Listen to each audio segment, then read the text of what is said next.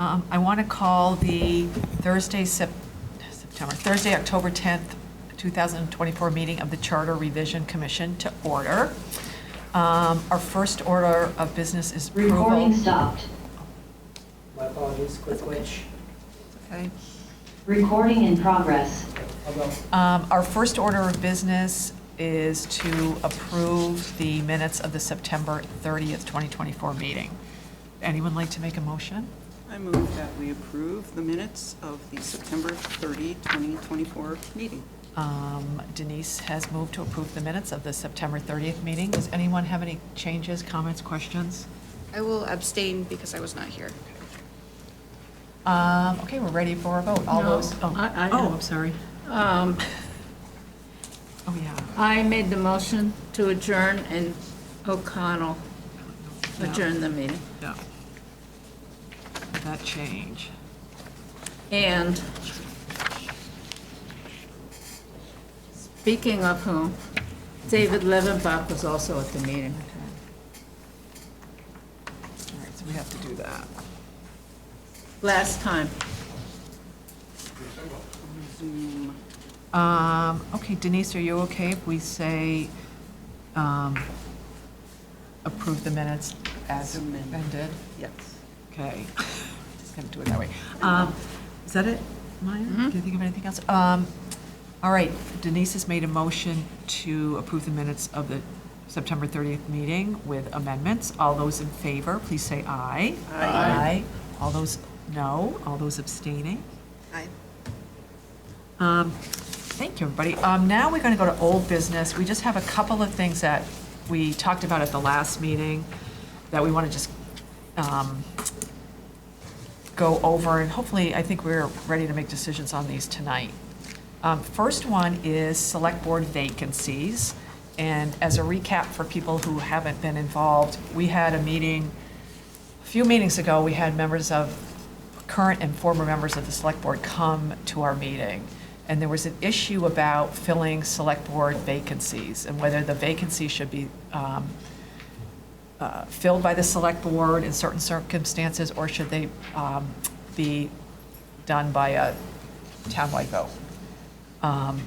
So at the last meeting, there was consensus that we'd rather move to a townwide vote whenever possible, as opposed to having them filled by the select board. And we had some language that Peter so nicely offered to write. So I don't know if you want to go over what you wrote? Sure. And can I just put one thing, is it's Yep. page 6 of the charter, if anybody's following along. Thank you. And it's at Article 4, Section 4.4C. And the suggestion is that we have a cutoff during the year. There's been a good bit of discussion and input we've received from, discussion among ourselves, as well as input we received from the former select board members around the intention of this, the purpose of changing this language from being what it currently is, which is any vacancy, as long as it's just one position, is filled by the select board itself. And then if there's two or more, then it would be filled by a special election.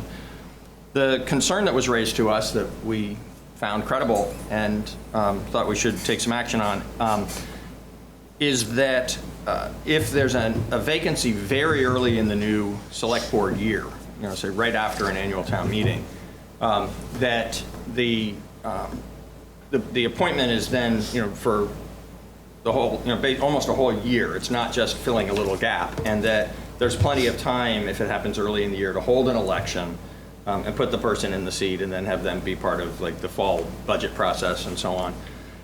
And so the discussion we've had, once we all agree that that makes sense to us philosophically, it feels like it's appropriate for those longer vacancies to have it be filled by the voters.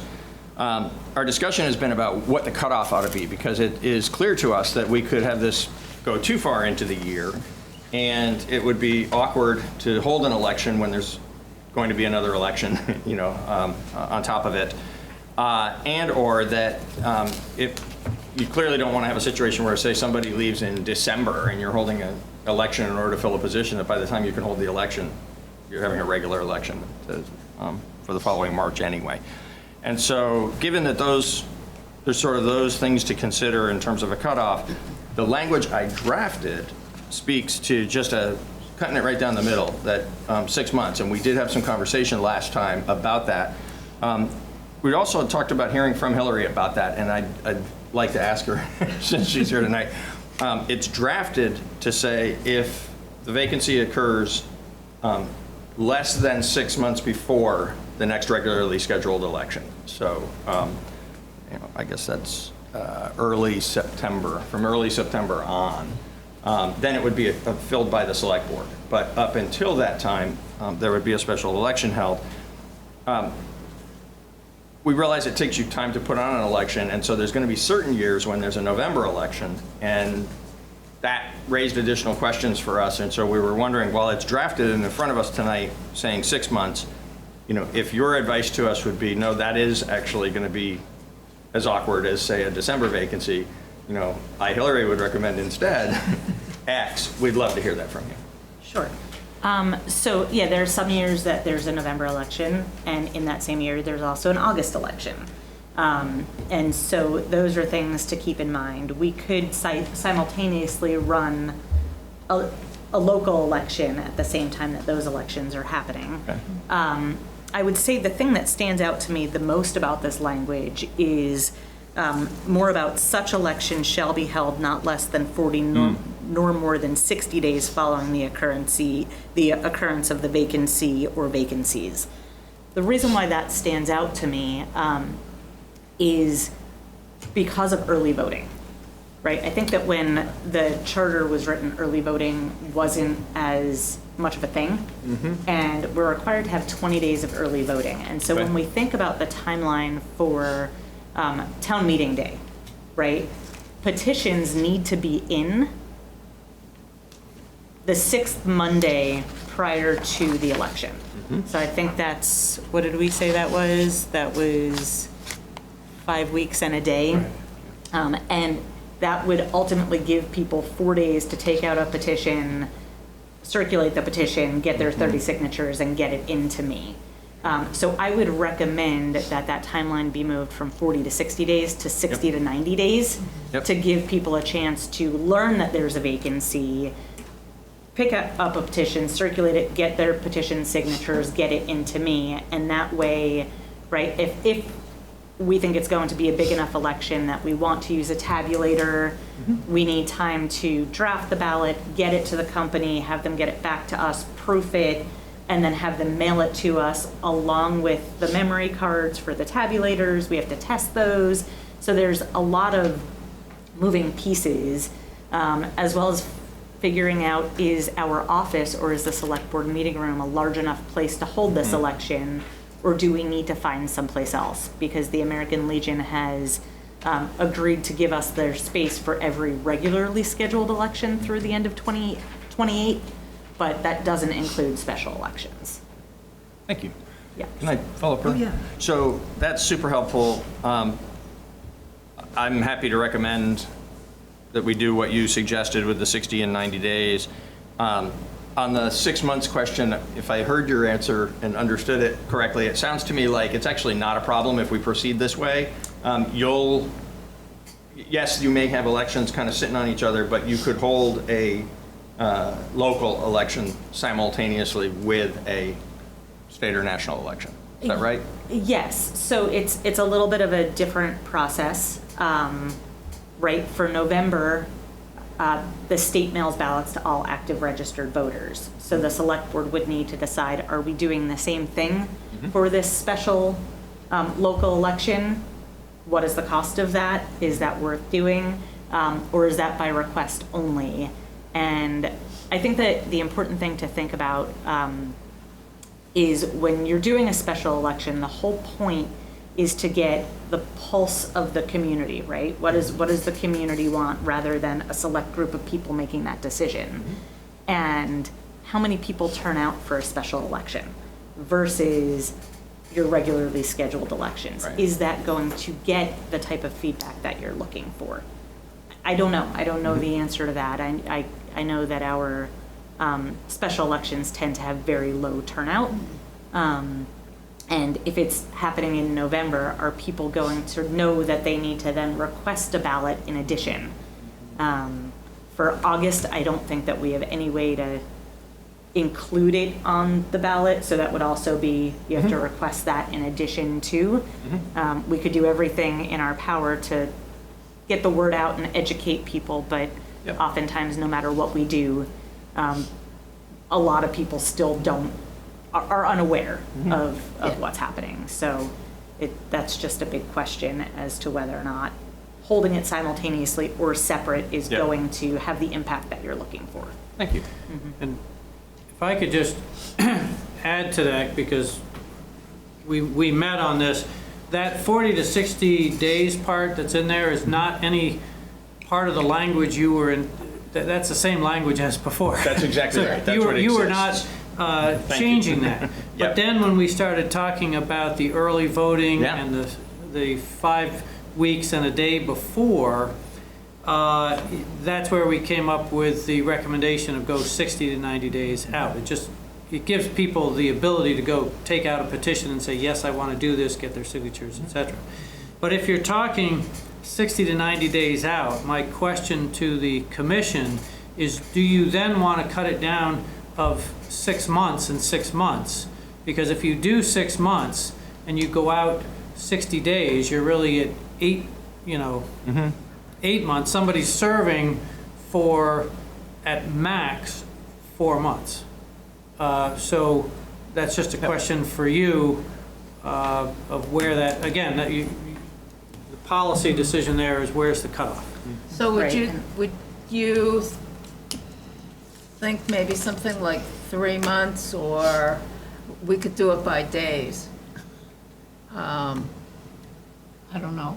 I can't do the days of If- my, what if would you're be thinking- 3.5 months? How many days? Well, if you're thinking 6 months and 6 months of somebody serving less than 6 months and then being appointed, they would be on whatever board or committee or vacant, for 6 months, then you're really backing up to what would be in the first 4 months, because then 60 Okay. days out is going to be half a year, and they'd be serving for half a year. So, And but that's up to you. And if I may, I think that is a very valid point, and just something to consider of if you, and I'm not advocating either way, right? Just sort of, if the select board appoints in that position, then that person starts serving instantly versus having to wait the 60 to 90 days for, once it's warned and then the election happens. And so how long is that seat left vacant versus somebody sitting filling that position? And that is something we had some conversation about, that we recognize that the appointment process is a quicker process to get somebody into the seat and operate with a full select board. But speak for myself, but I think I'm reflecting our discussion on it, that it feels compelling that whenever we can, we should allow the voters to make that decision. And obviously, there's some pretty significant constraints on whenever we can. Right. This local election language, I feel like that could be confusing in a year where there's, an August primary for local reps. Is that a local election? That's a state election? So that will only apply to that March election? It doesn't create some, Right, so a local election happens in March. yeah. But you could have a special election at any time, right? So if what you all are talking about, I believe, is, right, March happens, somebody gets elected, and they resign for whatever reason, their seat is open, you would have to have a special local election.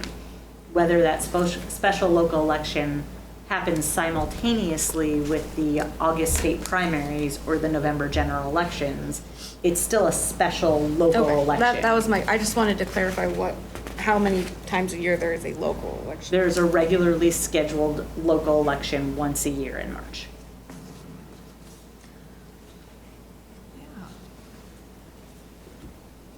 If you can introduce yourself. Aaron Smith, District 7.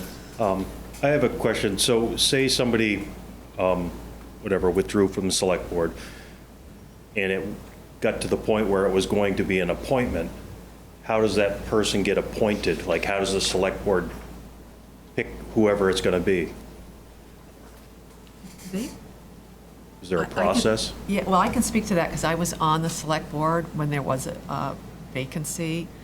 And they pretty much do it the way they want to do it. And, you know, you can ask for people to volunteer, or you can just say, this is who we're going to appoint.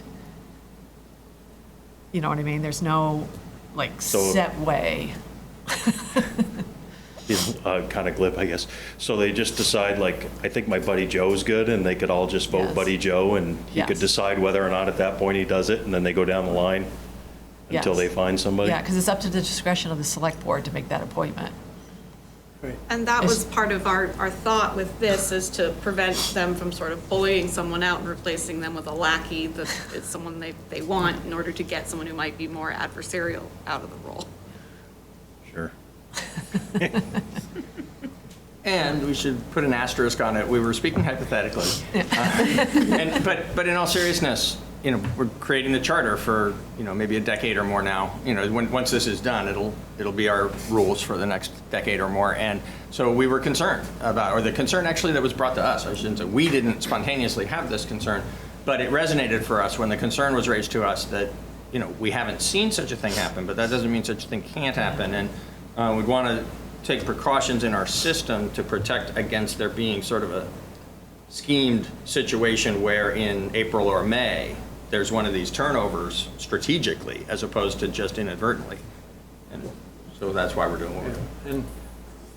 And just along what you were saying is the select board does what they want. Yes, it's select board discretion as far as the appointment, but the statute, which it's not in conflict with the charter, does require the select board to post the vacancy. So that at least it's out there and people can put their names forward. That doesn't mean that the select board's going to appoint one versus another, but it's got to be posted. Yeah. So I'm guessing that posting would also have like a time limit. It has to be posted for 4 days or 7 days or whatever. Yep, it's got to be posted within 10 days of the vacancy. So there's an outline Yeah, for it to be put out there for people to respond to. yes. Okay. So, I'd like to make a motion that we change the 6 months to 4 months. So it would say when a vacancy occurs on the board less than 4 months prior to the next regularly I think we want to go the scheduled- other direction, actually, 8 months. Yeah. The 2 months should be added on rather than deducted from. Oh, you're right. Right, so it's going to say, Less than, no. Not 8 months. Oh, less than 8 months? Yeah. Yeah, less than Prior 8 to, months. Yeah. okay, so when a I'm vacancy. going the wrong way, sorry. Well, it's math. When a vacancy occurs on the board less than 8 months prior to the regularly scheduled local election. And I think the question that came up with our discussion with both Bob and Hillary is, should we change 40 to 60 and 60 to 90? So it would be, such election shall be held not less than 60 nor more than 90 days following the occurrence of the vacancy or vacancies. So I think that's our next question. Yeah. That's good for, Yes, I think that's Logistical reasonable. It purposes. gives us, you know, even if we're in the middle of another election or things going on, it gives us time to plan the logistics, and it gives interested parties time to circulate their petitions without feeling like they have 2 days to do it. Oh, yeah. Okay. Before we vote, can I just read it so that people who don't have it in front of them know what we Yeah, are that's definitely. voting on? Now, we Do also we have, have people online? yep, can I make one suggestion? yes. So, so the first clause is going to be changed to less than 8 months, and the second clause would be changed to I think it should be 8 or more months.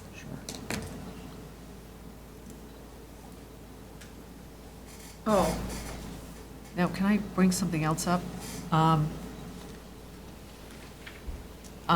What is it, the second sentence where it says, if there was more than one vacancy, or if a single vacancy occurs more than 6 months prior to the next regularly scheduled election, should that still be 6 months, or are we switching that to? No, that's switching too. Just- That's what she just okay. caught. 8 Yeah. or more months. Yeah. Yeah. Oh, okay, I'm sorry. You And want to it- include I was with exactly more. 8 months in Yeah. there, so. Yeah. Yep, I'm sorry. I was looking at the wrong, I was focused on that top one. Okay, so it is 8. Okay, yeah, so Peter, do you want to read the whole thing so we know what we're Sure. saying? And for So anybody we're out there? proposing that Article 4, Section 4.4C will read as follows. When a vacancy occurs on the board less than 8 months prior to the next regularly scheduled local election, the remaining select board shall fill the vacancy by appointment until the next regularly scheduled local election. If there is more than one vacancy, or if a single vacancy occurs 8 months or, 8 or more months prior to the next, I think we open that door. No. I don't think we open the door. We do not know who's out there. Okay. Are you okay if I say 8 months or more instead of 8 or more months? Yeah, I think we need to just, if you have less Yep. than and more than, Totally. including 8. Yeah, no, totally agree with that.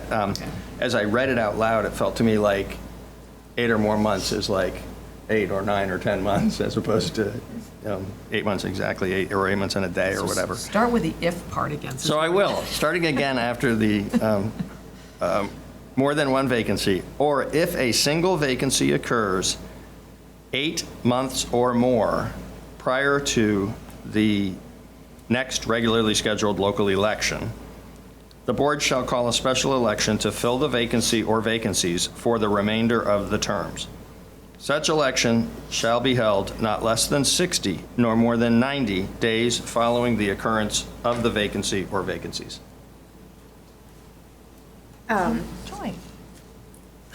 I guess it's a question for our attorney, is to make sure it will, as a layperson, I might struggle over that language of the timing of the less than 8 months. It feels backwards.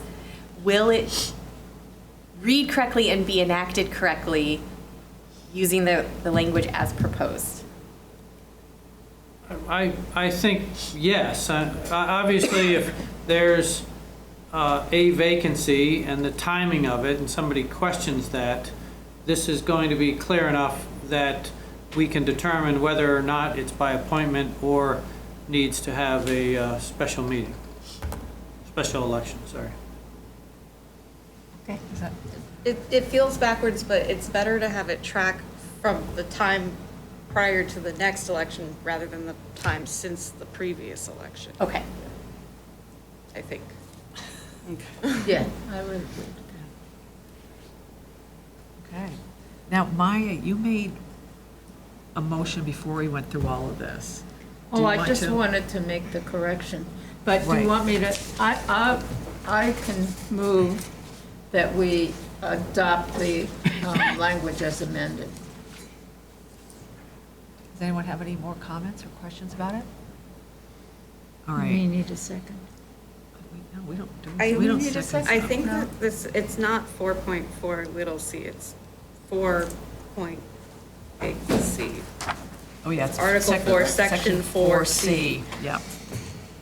All right. So what we're doing is we're amending Article 4, Section so right. 4C, vacancies. Thanks. Yes.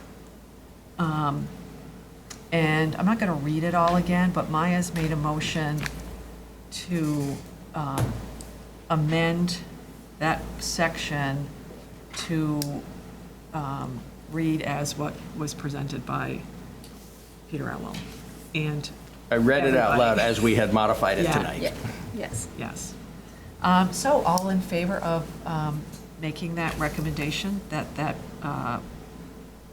provision is changed? All those in favor, please say aye. Aye. All right, passes.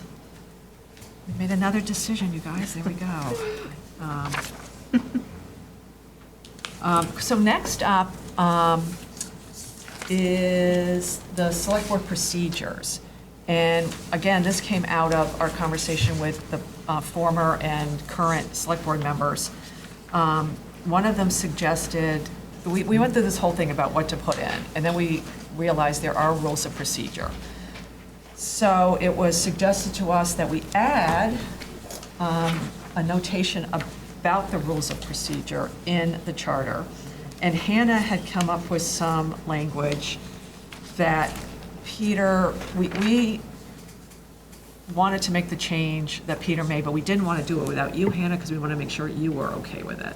So, Peter, I don't know if, again, you want to... Yeah, I can be Go through much more this? succinct with this one. The additional language that I've suggested is to account for the situation which has happened in real life, at least a couple of times that I'm aware of, where on that first night in the reorganization meeting, those election of officers definitely occur, but in the discussion of the rules of procedure, there's some thoughts that are shared with, and the board wants to look at some additional language or think about maybe making a change or whatever.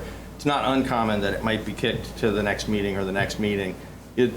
I think setting a deadline is important, so it seemed like 30 days gives a month after that organizational meeting for the new board to get this piece of business done. But the original language was within 30 days after the selection and qualification, the same deadline as it is for the actual election of the officers. And so we're wanting to give a little bit more flexibility for the adoption of the rules. And just for everybody following along, this is Article 4, Section 5A on page 7. It's the very top. If you have the charter, it's in, Yeah. And but it's at the bottom of the memo. It says for Charter Revision Commission Yeah. meeting, Yeah. October 10th. Peter Elwell's Yeah. draft language. Yeah. So we wanted to add, making sure that they actually adopted a rules of procedure. You want me to read it also for the Oh, yeah. public? Yeah. So it would read, at the first meeting after their election and qualification, the select board shall elect a chair, a vice chair, and a clerk. Within 30 days after that meeting, the select board shall establish its rules of procedure for that year. Does everybody understand the logic? Anna, do you feel okay with that? Yeah, I don't, I just drafted the Okay. language as we discussed. I Okay, have good. no opinion. Yeah. Good. We didn't want to do it without you. Does anybody in the audience have any opinion on what we're about to do? Oh, Hillary. I'm just wondering, because the meetings are the first and third Tuesday of the month, if saying within 30 days makes sense, if that doesn't fall at one of the regularly scheduled meetings, if it makes more sense to say by the third regularly scheduled meeting or whatever that looks like, so that they don't need to either do it like super soon or super late, right? Or have a special meeting to do this. Yeah. I can speak to that. So it's a deadline, it's not a prescribed date, and yeah, there might need to be a special meeting depending on how any given board is actually dealing with it. It seems likely that most years it'll get adopted at the organizational meeting. There may be some years when they'll have two more opportunities. 30 days on would, except when the calendar gets weird on us, would give two more regularly scheduled meetings. And they'd still be within the 30-day deadline. And if they were running into a time crunch in any given year, this would actually help them to stay focused and perhaps hold a special meeting if necessary to get this work done and have the rules be clear before they get too far into the year. Spoon. Yeah, and if you come up to the mic and just introduce yourselves for the record. Spoon Agave. I'm not, are you talking, it's very hard for me to hear. Oh. We don't have speakers after all these years. For some reason, I have no explanation, but there are no speakers in this room. Are you talking about the rules of procedure for the select board? Yeah. Exactly. Yes. Is there any mention of that in the charter? So you're talking about adding that to the charter? Yeah, yes, we are. We're saying that the select board should adopt rules of procedure. In other words, they've done it by Should custom. or- Yeah. I won't go into it now whether it should or shall, but I think it should be shall, and It is. Yeah. I don't know that, I think there's a statement in there somewhere that the rules stay in effect for just 1 year. Yep. Yes. And I don't see any reason for that. They can be amended every year. Yeah. But there's no reason why the board should not be able to just say, we approve these rules as they exist. They can adopt them as their own rules. That's right. What the thing is to get, every year, get the select board to consider rules of procedure. So And- what happens if the select board does not adopt the rules? It's in violation with the this charter, section. right. But And then what happens if you're in violation? Can you continue to hold meetings without rules? Good question.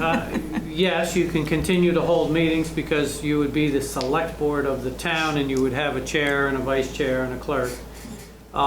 With regard to that, the question is whether or not there would be a default to something like Robert's Rules, or what I would suggest is that you maintain the rules previously adopted until new rules are passed. So in the absence of passing That's- new rules, then you would continue by the old rules. That's And what I like I'm that saying. more than saying Yes. Robert's Rules, because there isn't a charter basis or statutory basis other than under the moderator section for Robert's Rules. And that's what I'm saying, is that the rules should be permanent with the option at any time you want, either in the first 30 days or any time, you can amend them and make a change to them.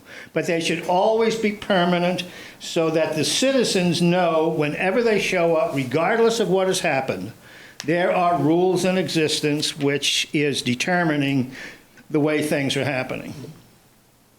And I wonder, should those rules, if you choose to propose that goes in the charter, should those rules be printed in the charter? I say, why not? Why shouldn't the public have easy access? Peter, yeah. Yeah. Speaking for myself. Or in the addendum at the end? Speaking for myself, I would say the reason not to call it permanent is that I philosophically agree with you 100%. This is about clarity of the rules by which the select board does its business so that the public can understand how the select board does its business and can access that system. And from my point of view, having it be something that is declared to be permanent, so it sits static until such time as somebody chooses to do something to it, actually makes it less visible and less useful to the public than requiring each new select board to pull it out and have a look at it, possibly re-adopt the same one as its own. We've all seen that happen frequently. Or, as we've also seen, possibly tinker with it some and say, well, this piece hasn't worked that well, or there's nothing in here that says XYZ and we really need an XYZ section, whatever it might be. So this provision will require that the board do that in public at the beginning of each select board year in a way that I think will serve the public interest better to exactly the purpose of what you're saying we should be concerned about. I think we should be concerned about it too. As far as putting the language in, because we want the new board to have to make it its own each year, it doesn't belong, in my opinion, in the charter. That it will likely need to change over time, and then there'll be language in the charter that would be out of date. Obsolete. Obsolete. Thank you. I'm not saying that the rules of procedure shouldn't be in the charter. I don't know. That's going to take more examination. It seems okay that they are. My point is that the rules by which we are all operating should be far more evident than they are, and they're not evident unless they're easily accessed. Go ahead.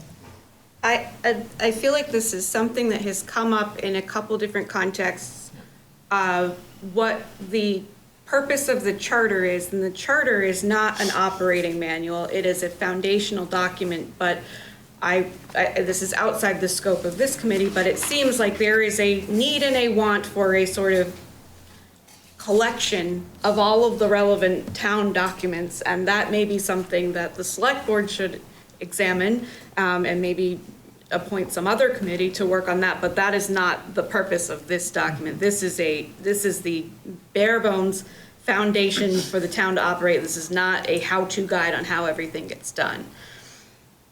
That's what I was going to say. And by referencing the rules of procedure in the charter, we're elevating it so that people know it exists, you know? So I think it gets its elevation by saying it, because right now, unless you're on the select board, basically you don't know it exists. George, and come up and introduce yourself for the record. George Trevor, West Brattleboro.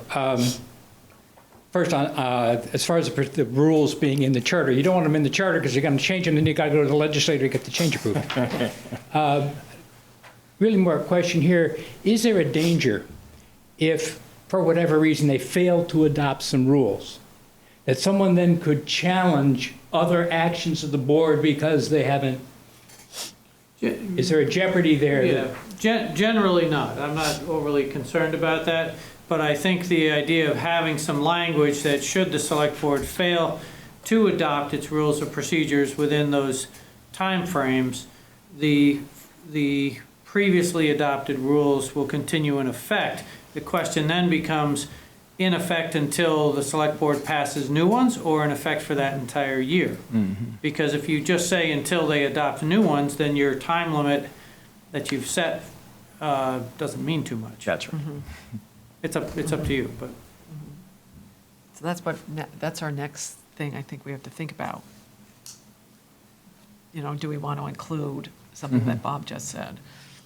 So do we want to think about that and not vote tonight on this?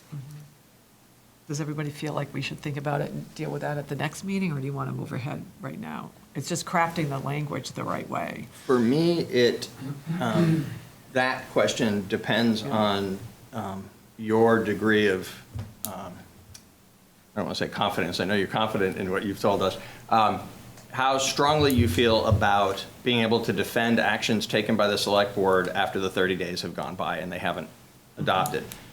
You've said now a couple of times that that's really not going to matter. And if it really isn't going to matter, I'd like to proceed, and I'd like to proceed with the language we have. If you have any concern that it might be more complicated than that, then I'm certainly happy to wait and explore it further.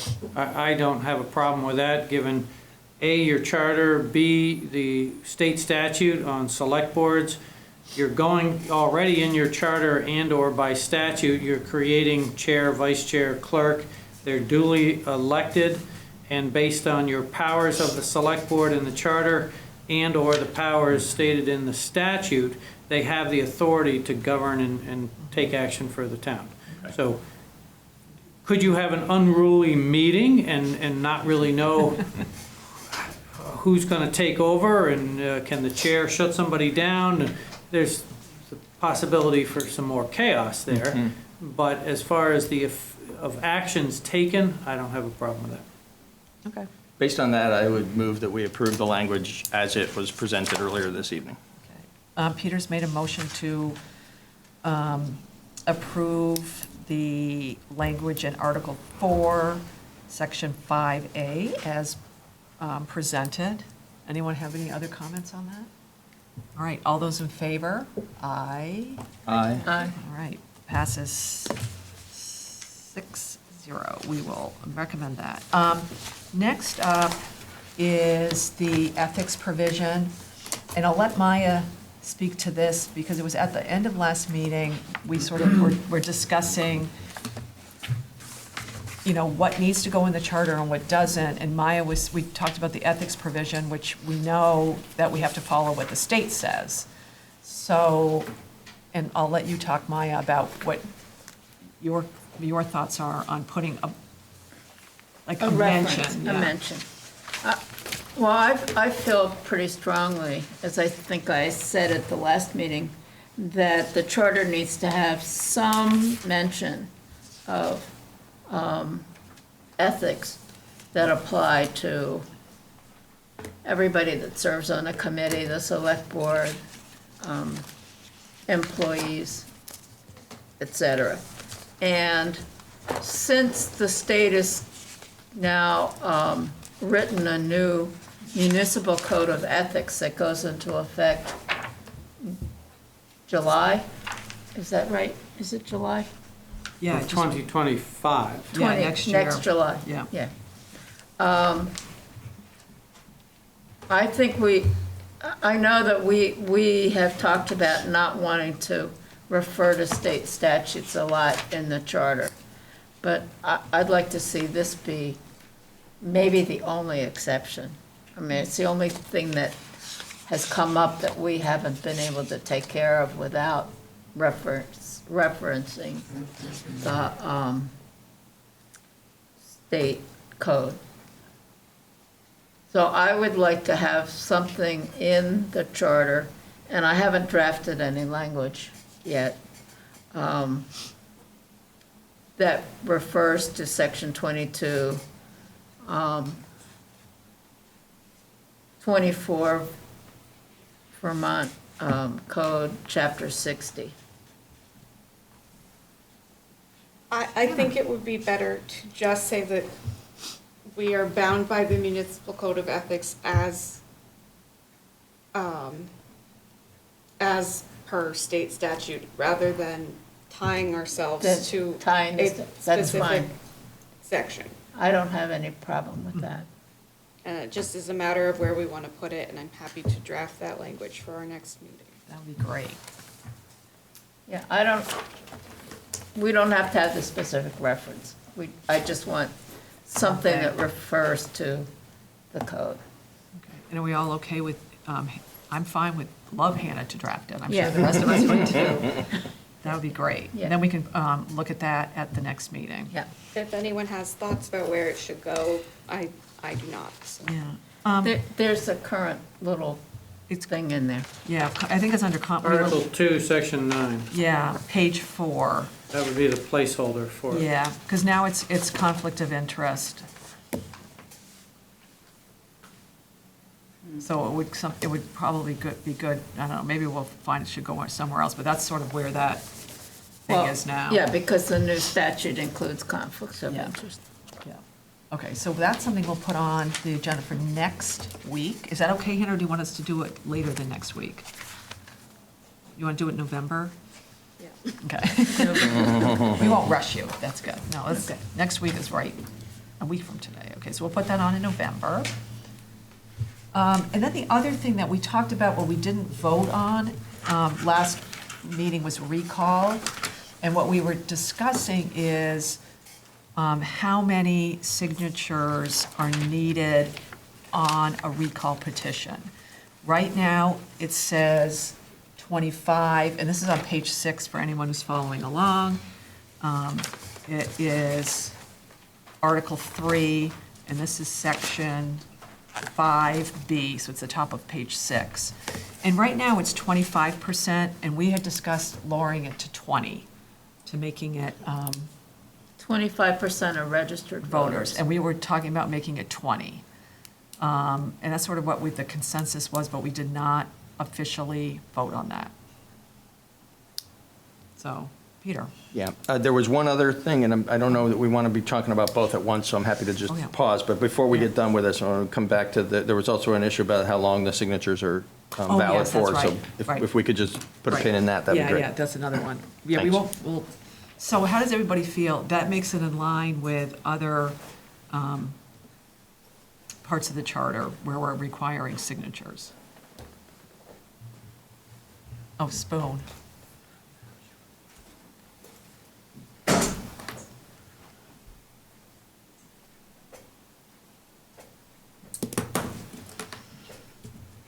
There were a few things that were changed in the last charter reducing, and one was, I forget, a petition, the bar of 10% to 5%. And the thinking there then was, it's very difficult to even raise a petition with 5%, which is why we don't see very many. We used to think when we were discussing that, there would be scores of them every year. In fact, that's not the case. Getting 450 names is not easy to do. 10%, which is in line with the other percents that we use, requires about 900 signatures. 900 signatures of voters in this town should be far more than is needed to be able to express the kind of sentiment for a recall. I mean, if you get 900 people to sign something that says they would like somebody to be removed, that is an exceedingly powerful statement and quite ample. It also says, if I'm not mistaken, that those, and this I don't understand at all, those signatures have to be raised within 30 days, which is to collect 900 names in 30 days is almost a statement that recalls are prohibited, because it would take an effort that I don't believe. It is a bar that has probably never been achieved in the history of the town, even close. It's actually 15 days, and that's the other part of the recall that We're going to talk about. Do you want to talk about that now? Yeah, is that all right? I think it's important, based on the comment you just made. You know, from my perspective, we're in this same kind of situation as we were a few minutes ago on a different topic, of where philosophically, I think we're trying to address the concern you've expressed, maybe not exactly as you yourself would address it. Right now, the threshold is 25%. So that's over 2,000 signatures. And so in our conversation, we were agreeing that 25% is so high as to make it all but impossible. And with a 15-day limit on collecting those, it really is likely impossible threshold to meet. I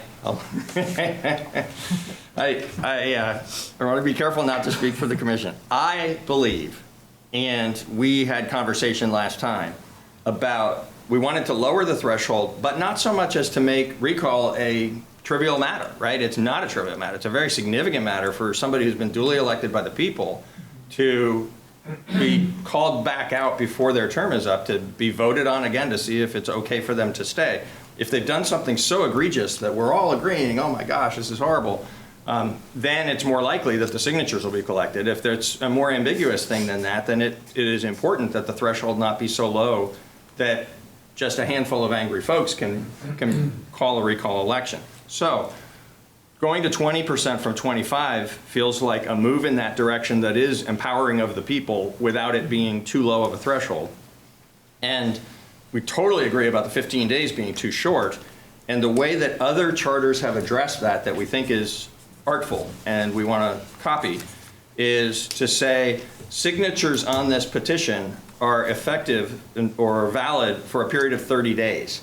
So you can be collecting these for weeks and weeks, but it's only the ones you've collected in the last 30 days that the town clerk is going to approve. If something that's 31 days or older is going to be as invalid as if they're not a registered voter in Brattleboro.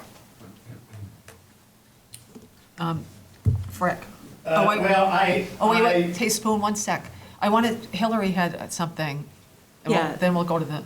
Thanks. I just had a question about the language in the charter as it stands right now. It says, shall be filed with the town clerk within 15 calendar days of its issue. Mm-hmm.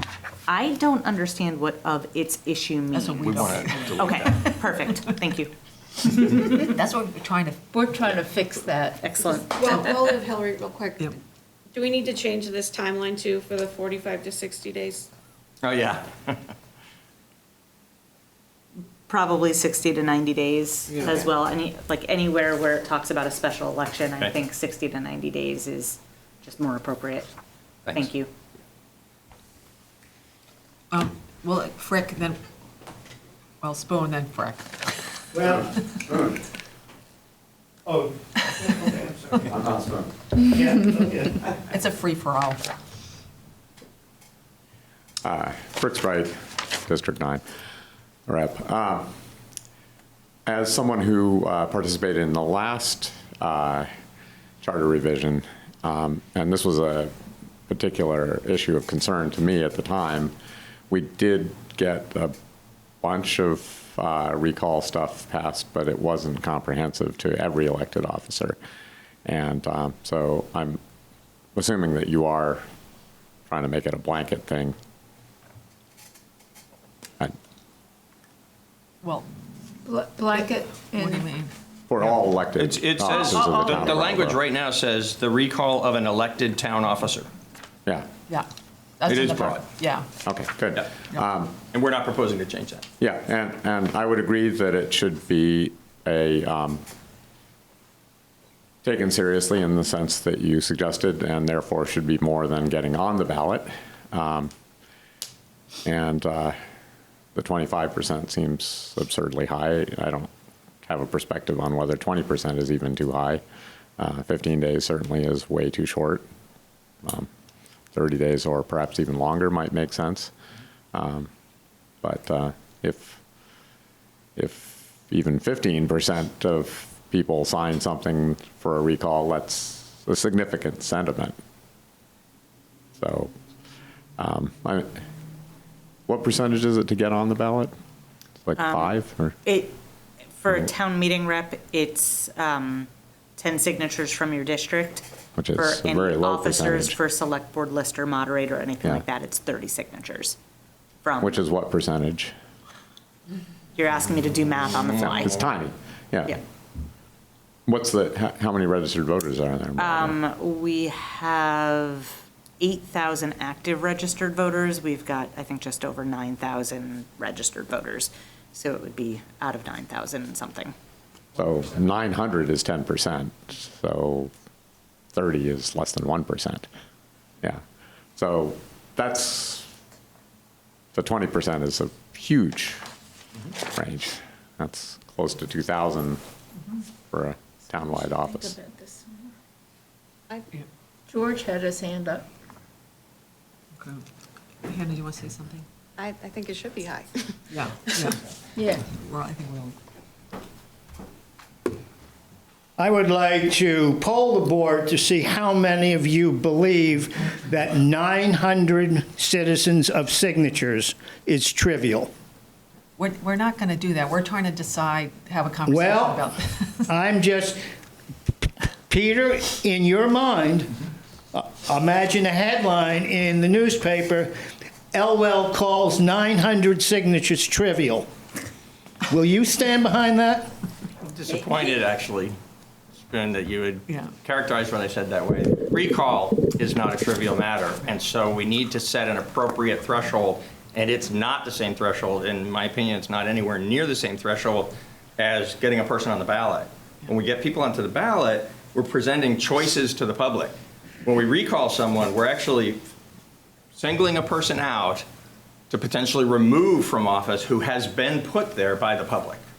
It's a very, very substantively different matter, and that's why we're looking at a higher threshold. Excuse me. Just Higher put this threshold. into context too.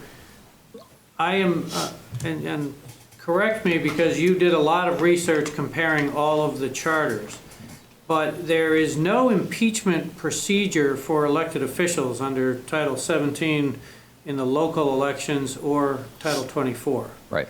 So this is actually unique to the best of my knowledge, and maybe I'm wrong, maybe there are a couple towns that have recall, but it is a form of impeachment.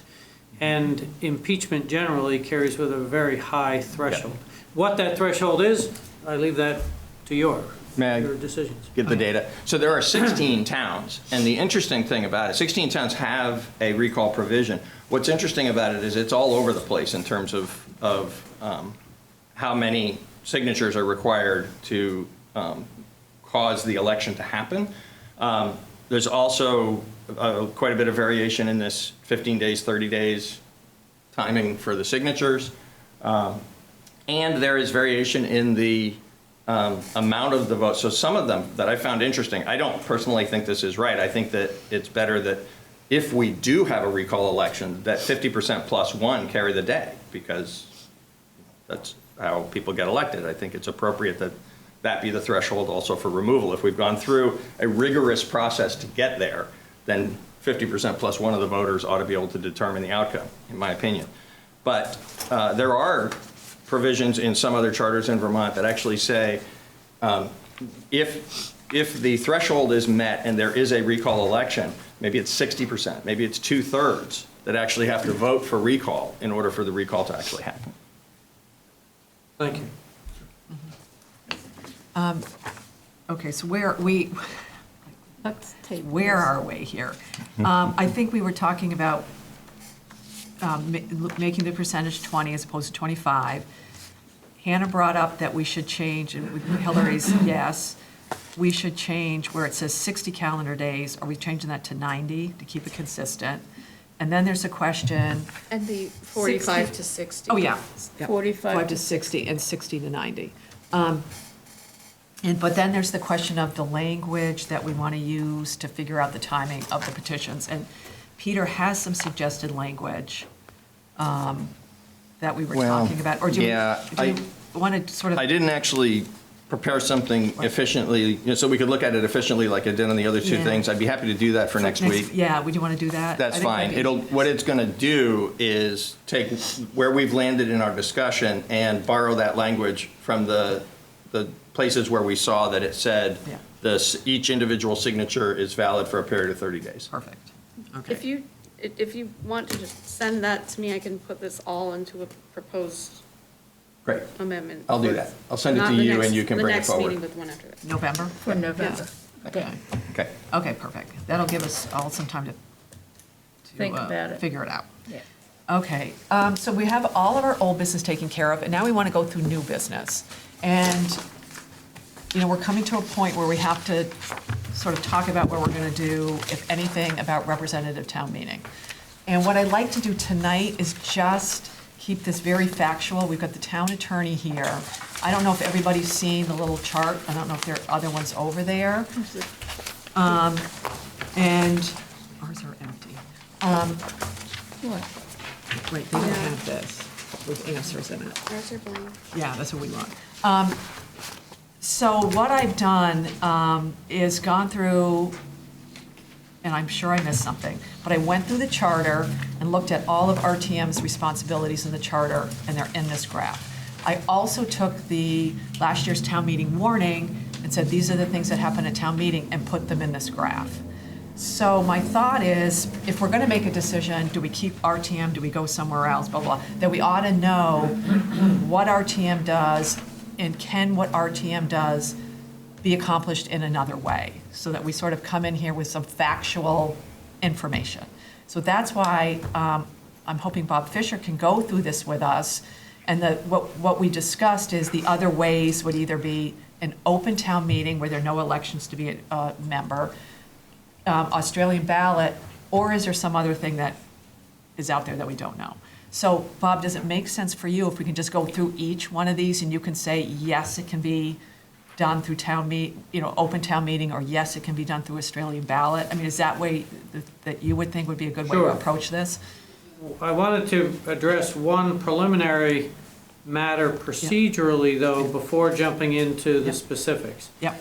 And that is because there's a lot of talk of the commission wanting to put it out there, should we keep representative town meeting or not? And have a vote on that, because you can finish your work one way or the other depending on the answer to that. Right. When you look at, this is Article 8 under Charter Amendments, there's only one way for you to get that to a vote of the voters at large by Australian ballot. And that is Article 8, Section B, which is an amendment proposed by the select board, and then that gets voted upon by the voters of the town by Australian ballot, and of course, all of these have to go to the legislature for approval. Yep. Okay? Yep.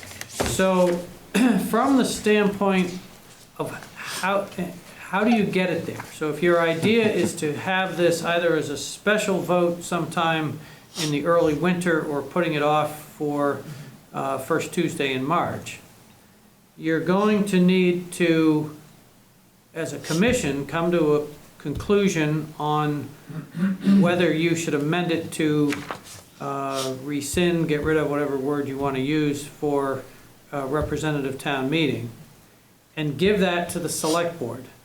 If the select board adopts that as its charter amendment proposal, then it gets voted on by Australian ballot.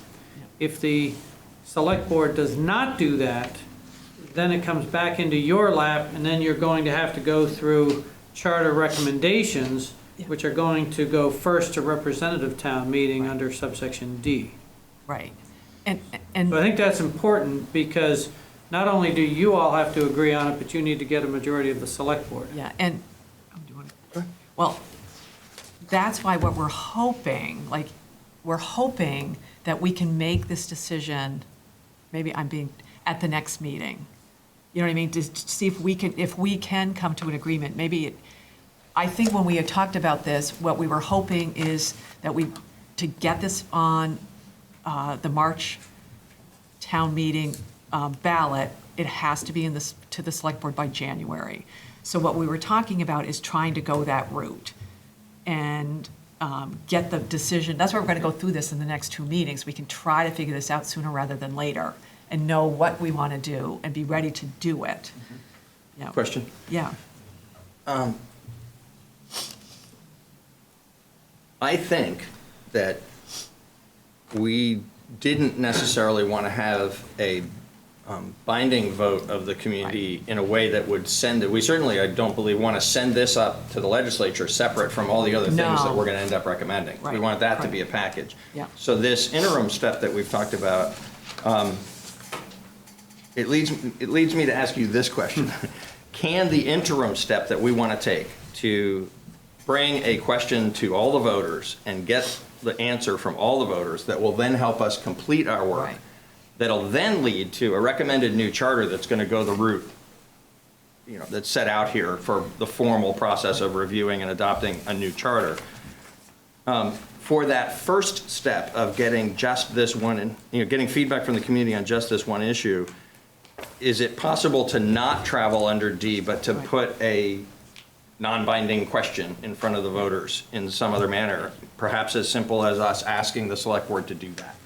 Yeah, I think that's what we were talking about doing, Peter's right, getting the sense of the public before we put it in the charter. And it became, basically what we want to do is get a sense of the public. So when these charter recommendations go, to RTM, there's the sense of what the town wants out there about representative town meeting. One more. Yeah. So, you feel a little bit like Yeah. we're sharing an anchor desk. Thank you, Kate.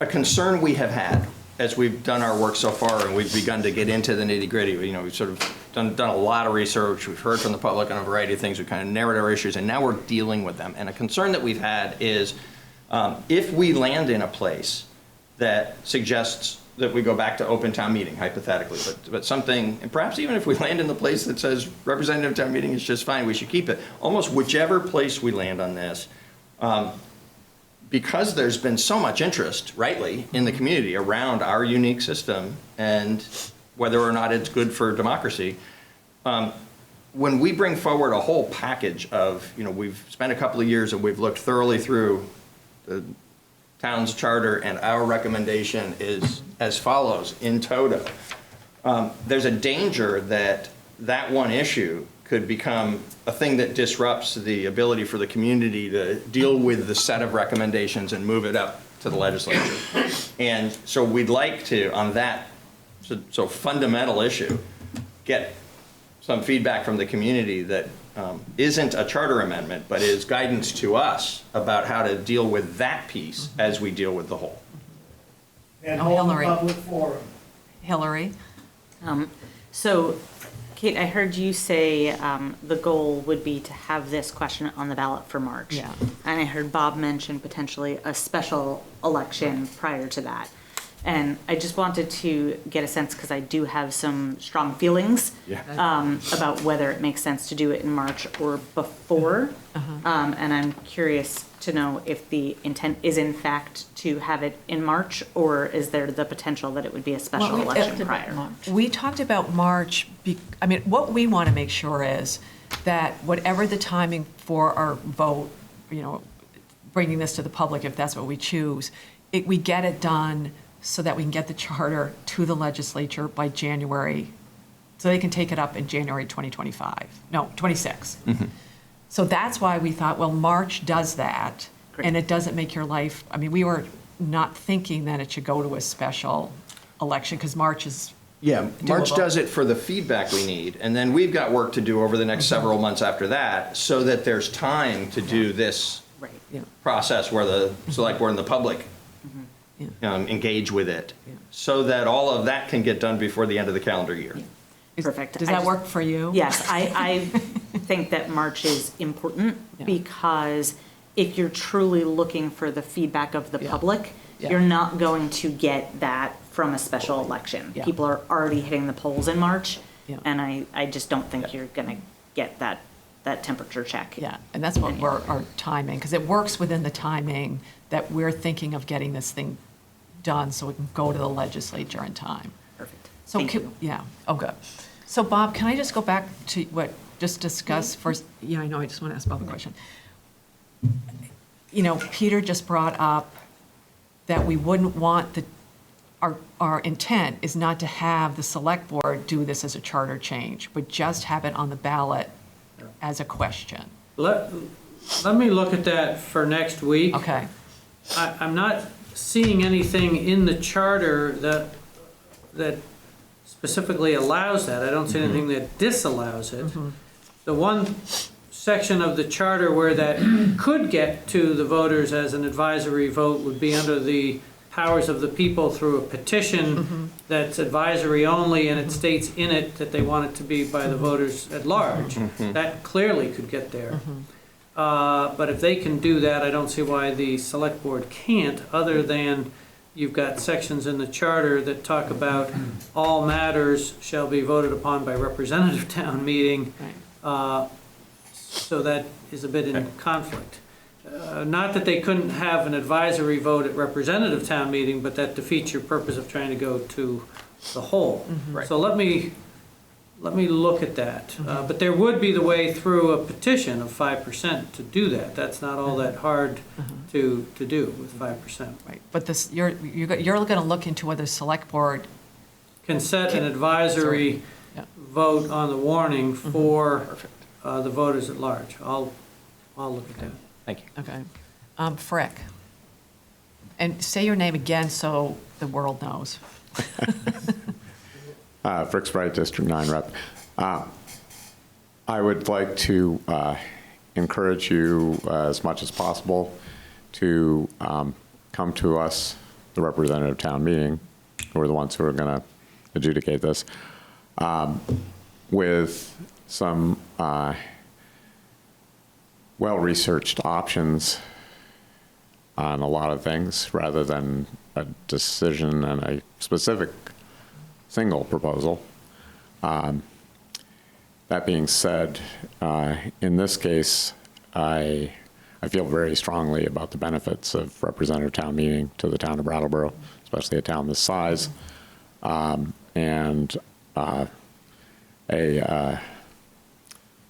an open town meeting and a representative town meeting, I believe, would have all the same powers, and so I'm not sure it's worth going through one by one on that. Well, what we want to do is make sure every single person understands. That's why we want to go through this chart, because we don't want there to be any ambiguity that, oh, everybody gets it. Do you know what I mean? So that's why I don't want to have this discussion tonight that who likes RTM and who doesn't. We want to go But very in terms of factually. weighing RTM versus open town meeting. Right. They're, in terms of their powers, they're identical, if I understand Well, correctly. that's what we're going to go through, because I want it to be really clear to every single person that we're going to go through each of these and go, yes, yes, yes. I don't want to live in a world, this is me personally, where we don't go through this and somebody goes, I don't get it. So that's why you may get it, Frick, you know what I mean? But there are, 11,000 other residents of this community that might not get that. So It is important to know what the powers of town meeting, regardless of how it's constituted, right. are. That's great. That's what we're doing tonight. The chart that I saw Yep. had representative town meeting, Australian ballot, and other. No, it has representative town meeting, open town meeting, Australian ballot, other. I'm saying the one I saw didn't have all of those. Well, I don't know what options you're on- looking at, because this is the only chart that The one I got exists. from the table over there. Okay. Well, Anyway, this is a different chart. Yeah. If I may interrupt, Yeah. I just saw this the first time, but maybe a starting point is to tell us what this is. Well, that's what I was going to do. We got Yeah, but kind that's of- different from what you're talking about. No. No, I don't know what chart you're looking at. It's a different chart than what you're looking at. It only has 3 columns, the one that we have. No, it does. You look Because at, of the room that's allowed, that's on the sheet, it was printed in portrait. Yes. You only get 3 boxes. that's it. The Yeah, RTM column is the one that's already filled in. See the first Right, column? that's it. Yeah, that's the first column is what RTM does right now. Yeah. And then we're going to look at it and have the town attorney say Okay, to us. yours is in landscape, Yes. ours in portrait. Okay, Yeah. okay, now I understand a Yeah. little better. Yeah. And the one thing writ large of all of these that is true of Australian ballot is that there's no opportunity to discuss And things, which that's has what we're been gonna- very valuable. Right. And that's all what of them. can we like go through the chart and then we'll have this discussion? Because I really want to get to this chart. Okay. I have guests, family Yeah. at home. I know. Which I'm missing dinner right now. I would like to get going, but Yeah. I want to emphasize that writ large, these things, we have no opportunity to discuss, which those of us who go to town meeting, I think, all find very valuable. And the respectful nature of those discussions from people with very different views is very different from our national conversation, and it's very refreshing. The other thing that happens is that as far as representative town meeting, I know that when I show up as an elected representative, even though I take all this very seriously, I take it more seriously because I'm representing all these other people officially. And with a 3-year term, there is a lot more institutional knowledge. There is less of a chance of a single issue skewing the whole town meeting. And we have a complex town bureaucracy and budget. And the fact that there are a bunch of people there will be, no matter what, 2/3 of the people there will have been through it before and will be able to help shepherd the other ones through it to some degree. And I think that's just incredibly know, valuable. We're not making this decision tonight. Like Yeah, tonight. I understand that, but Right. it's, I know, but we want it's a big deal to me. And Oh, I get it, and it's a big deal. Anyway, I just- thank you. We just want to get through the factual stuff, and then we can have the discussion about philosophy and everything. That's what we just want to do tonight, Yeah. so that we're all on the same page. I mean, that's the I think goal. that was clear when we posted. I'm trying to give an overview I of told, it. yeah, I hear And you. I will let you guys go through the minutia and. Yeah. And hopefully, we where- can go right through it quickly. That's our goal, not to get I'm gonna bogged go down. Okay, but, Keep up the good work. okay. So are we ready just to go through this? And I'm sure, Bob, I'm assuming it can be quick, because you can Right, just. and maybe we get through part of it, maybe we get Yeah. through all of it. You tell me when we're gonna stop and Yep. we'll stop. We've got next week to continue. That's right. Let's start with your first one, which is ratify, approve, confirm Select Board's appointment of a town treasurer. With regard to that, whether you have an open town meeting or Australian ballot, it can be done by other means, and towns do it by other means. Some towns elect treasurers from the floor. In some towns, there's a vote to do it by Australian ballot. In some towns, there is a vote that needs to be taken in advance to authorize the select board to appoint the treasurer, and the same provision goes for appointing a town clerk, okay? So under Title 17, a town may vote at an annual meeting to authorize the legislative body to appoint the municipal treasurer, and there's a corresponding section 2651E, I think it is, that applies to the town clerk. Okay, so short answer is yes, that if you didn't have RTM, you could do it any of those ways, election or by appointment, but the appointment has to have a vote first to authorize the select board to do that. Okay. Craig? Hi, Craig Miskovich, District 7. Very quick question. Are all of these necessary by state law, or some of them only necessary because they're in our charter? Great question. We should have a column 5, which is necessary. It might be just like get rid of it. Totally agree. Okay, that's it. Yeah. That's a good question. So, Good point. under Title 17, 2646, it lists out at the annual meeting, a town shall choose from among its registered voters the following town officers. And it goes through a moderator, town clerk, except there's a caveat to that, that if you have the vote to do the appointment, you can appoint. Town treasurer, same caveat. A select board member for a term of 3 years. A lister, and of course on select boards, it depends on whether you're a 3-person or 5-person select board.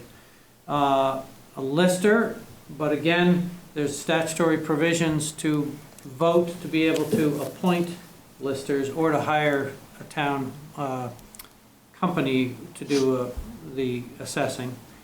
Auditors, a first constable, collector of delinquent taxes, a trustee of public funds, trustee of public money, cemetery commissioner, patrol officers, road commissioners, water commissioners, budget committee, and that's the end, okay? Doesn't mean you can't have more, but by statute, 2646 lists those. So I think you're right, Craig, we could have a list of others, which brings us down to like appointment of town attorney. That's not a required one that has to be voted upon. Could you have that by open town meeting or Australian ballot? Sure.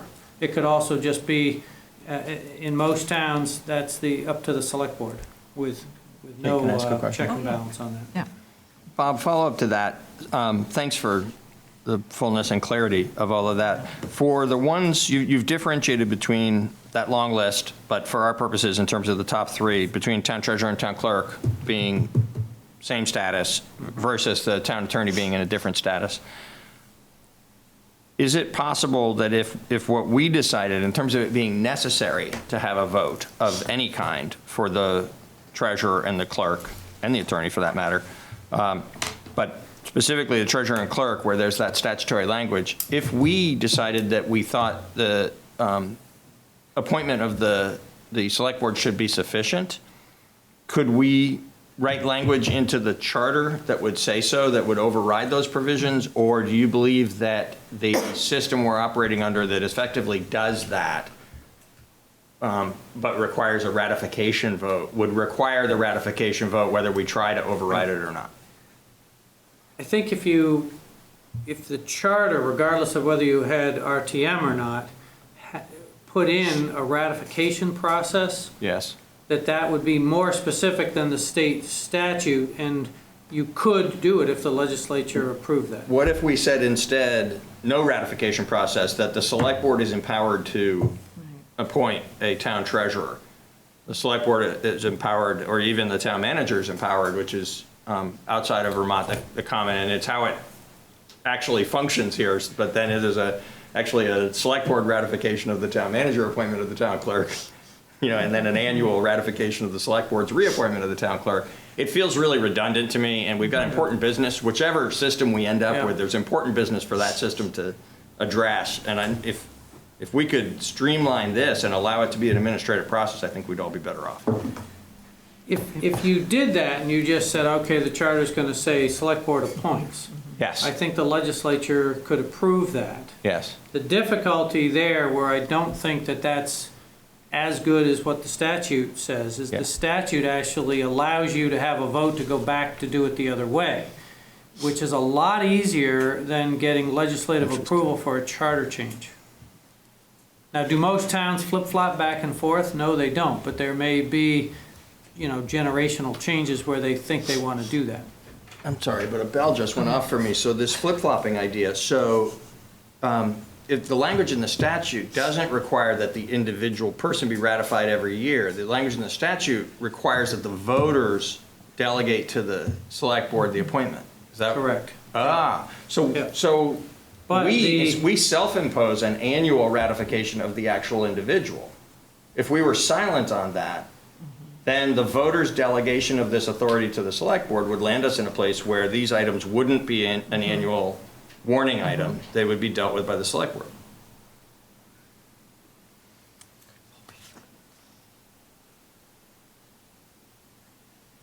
I'm just checking in the statute to see if there's a yearly response. I don't see that there is. So, okay, interesting. If you vote to authorize the select board to appoint, that remains in effect until rescinded by a majority vote of the voters at a special or annual meeting for that purpose. Okay. And then there's a provision that the incumbent clerk term expires 45 days after if you go from an election to a appointment. But I don't see that has to be done yearly, so. Great, thank you. Select boards would be able to appoint on a yearly basis, but if you're giving the select board the authority to appoint, there's no ratification and it's up to the select board entirely. Thanks. But you would still have to have an election. Not each year, just this is not a one-time, but if you want to go from elected clerks and treasurers, which is the way it's always been in the statute, to an appointed Which is position. what we have in Brattleboro. Which is what you now have in Brattleboro and have had for years. But Right. that requires a vote of the town to authorize the select board to do that.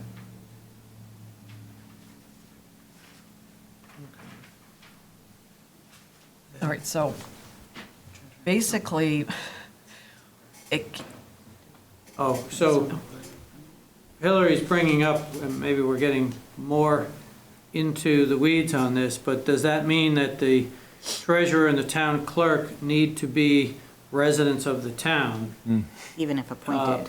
Even if appointed. Which doesn't impact me.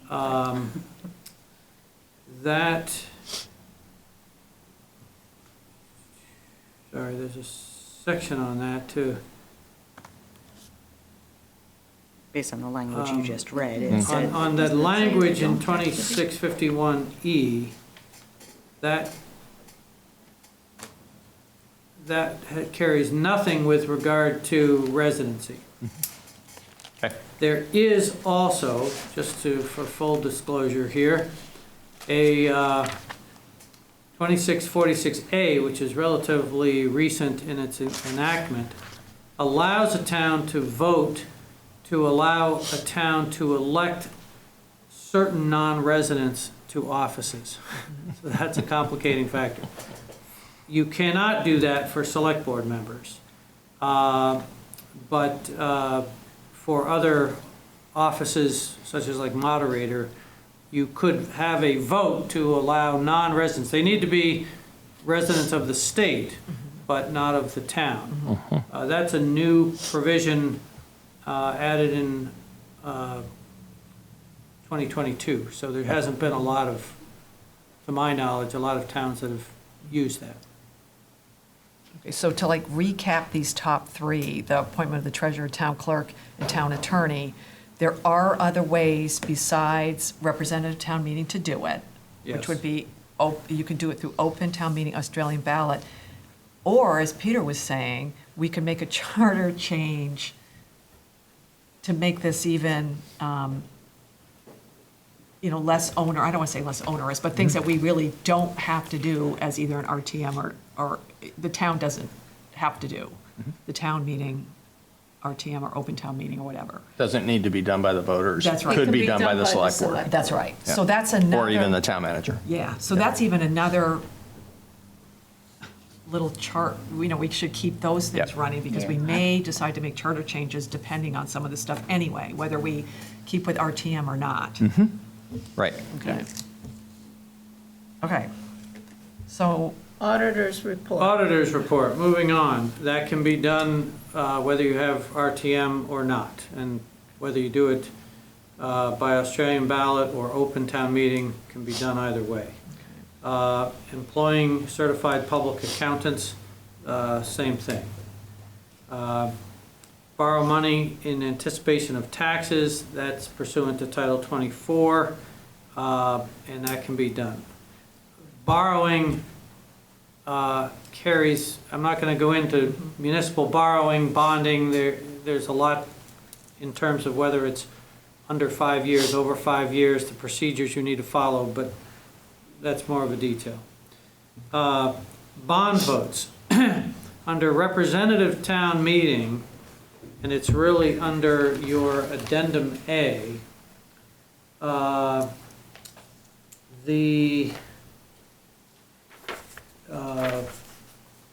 it talks of section 7 of addendum A, says the articles in the warning, etc., are primarily to be acted upon by representative town meeting other than election of officers, matters to be voted on by Australian ballot, etc. The bonds, by law, are required to be voted upon by Australian ballot, but your charter takes bonds and puts that to representative town meeting. That's one of the exceptions to the exceptions here. If you do not have representative town meeting, all bond votes would go by Australian ballot. So you would not have a floor vote on a bond. now, is that because of addendum A, did you say? No, Oh. well, No, it states. if you had an open town meeting, Yeah. you would not have a floor vote by virtue of state statute, perfect. which is Title 24, Yeah. Title 24, it's section like 1751, that whole bond section. Okay, perfect. So would it then be improper, unless we had new charter language created to enable this? Would it be improper under a statute to have a discussion at open town meeting followed by an Australian ballot vote of the voters?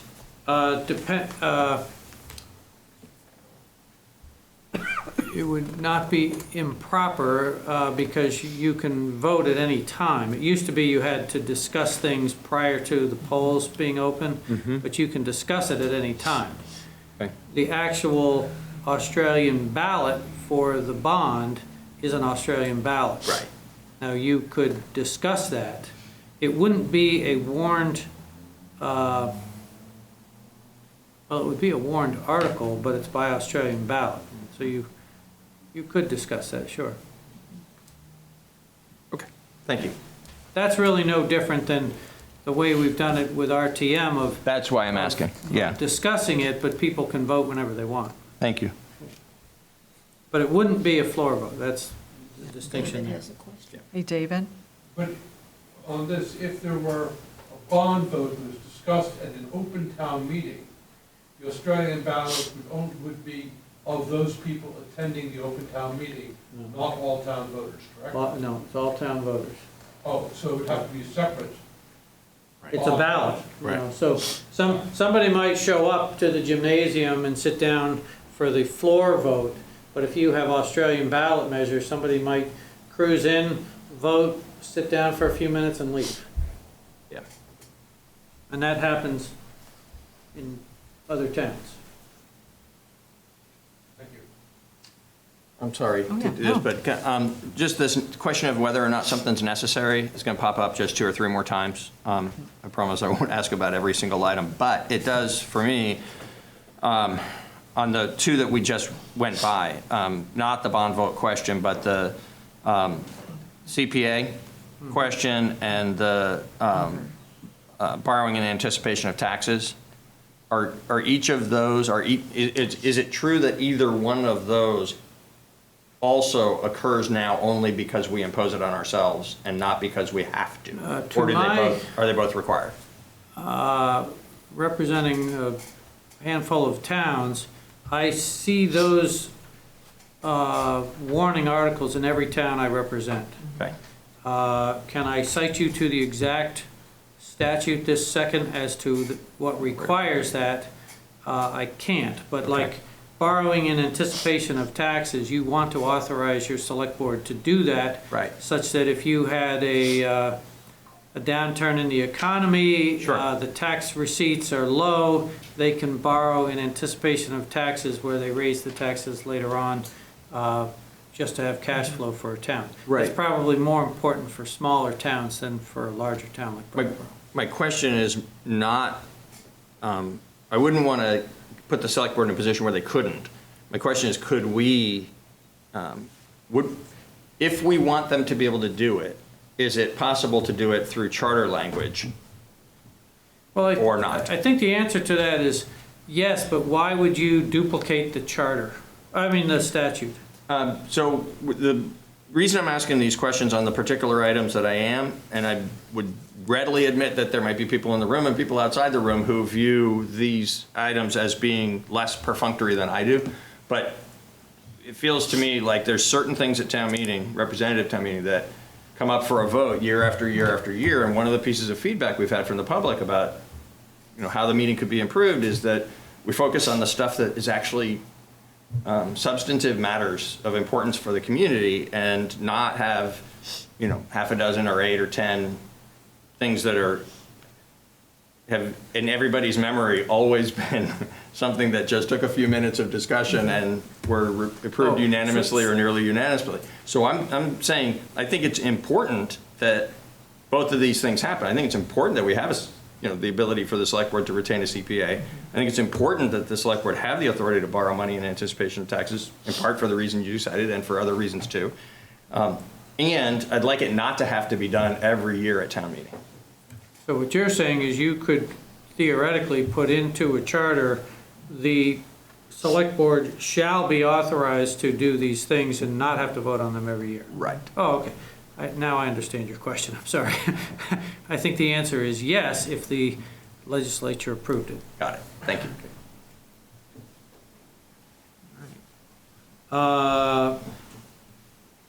Special assessment districts, those are statutorily authorized. So yes, you could do that without representative town meeting.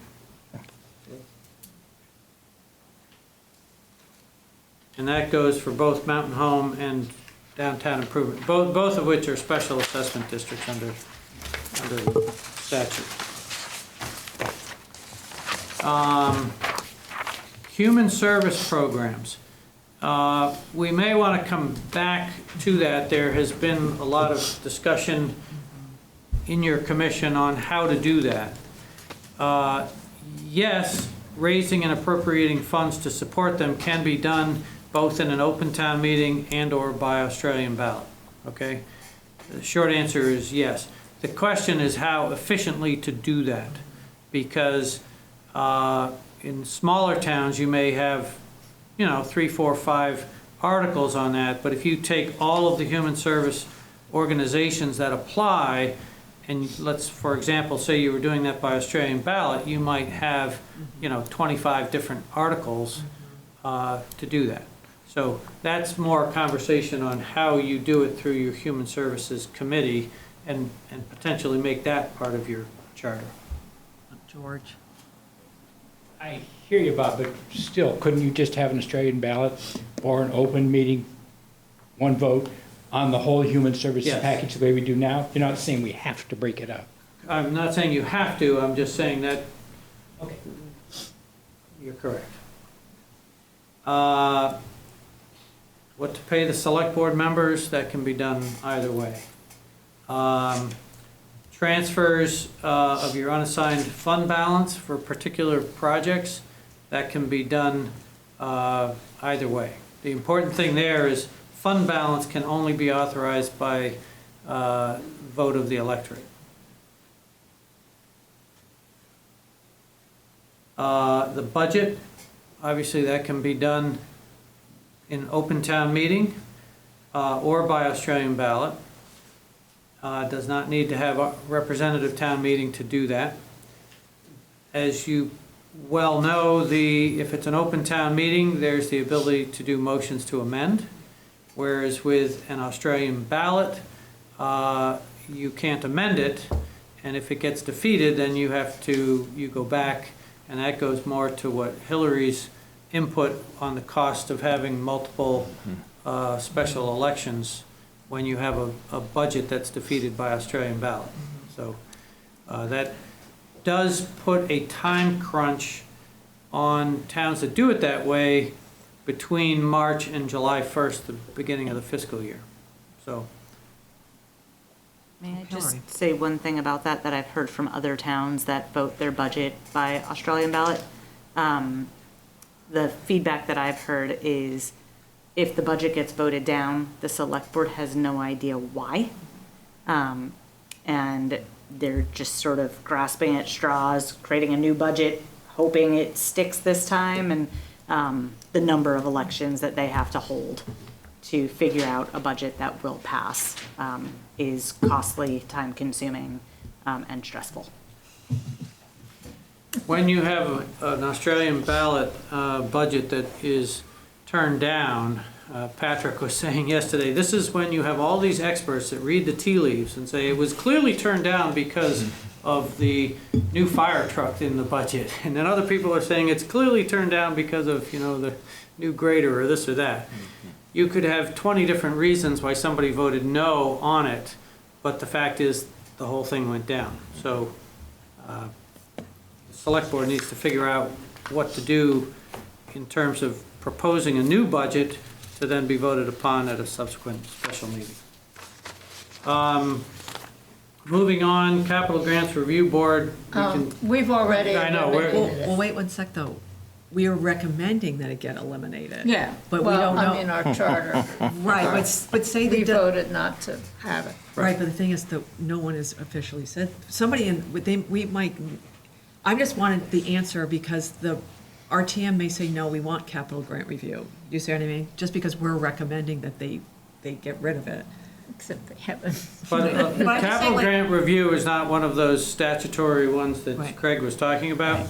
So the short answer is you would not need to deal with that through open town meeting or Australian ballot. But you could. You could, if your charter kept in it a capital grants review board. Yeah, that's my Say question. that these officers or committee board members need to be elected, you could do it through either open or Australian ballot. Could you have them just appointed by the select board? You could, sure. Or appointed by select board. Okay. I just want to get all the answers just in case. Yeah. Might be somebody out there that is like, that's their number one concern. The human services one, as far as including the specific amount, the short answer is yes, you could do it either way, but that ties into whether or not your charter is going to adopt the way you're doing it in Brattleboro. Right, right. And can we go back to Town Finance Committee? Yep. Did I miss that? We could still do that either way, too. Yes, I thought, can't remember if that finance committee was the last one in. Yeah, that list. Oh, on that list, I believe you did say Yeah. something about finance committee, Okay. budget I think committee. it was budget committee, Okay. but I think that was right down at the end here. Yeah. Of a budget committee, if the town so votes. So a town would need to vote to have that budget committee. Okay. But your charter, getting to what Peter's talking about, could say, we shall have that committee. And then Yeah. the elections to that can be done either through an open town meeting or Australian ballot. Perfect. Sorry.